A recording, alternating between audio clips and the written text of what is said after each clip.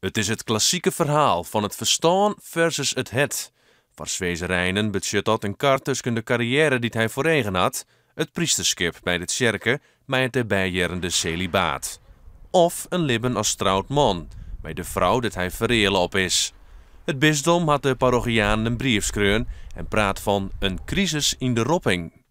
Ik vind dat er heel eerlijk is. Ik vind dat het heel goed is dat hij zei van ik moet er nou over nadenken van wat ik maar in mijn leven wil. Dus ik liet het er net op aankomen. Ik liet me net eerst priester wijden en dan zie ik wel wat er van komt.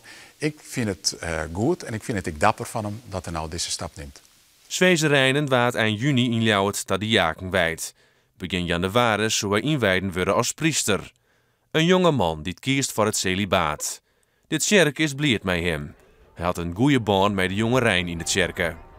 Er is teleurstelling bij de parochianen omdat ze zeggen, ja Sander hij kent heel goed maar de band.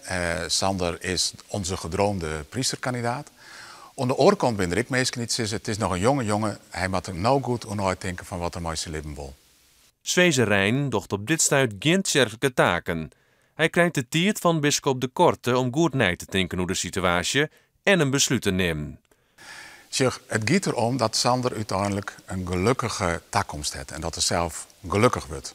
En dat is ik het doel wat het bisdom voor eigen stiet. Daarom heb ik een geestelijke leidsman gekregen, een rietsman, die hem helpen zal om daarachter te komen van wat wil ik eigenlijk met mijn leven. Wil ik de ene kant uit of wil ik de andere kant uit? Sander Zwezerijnen wil net reageren.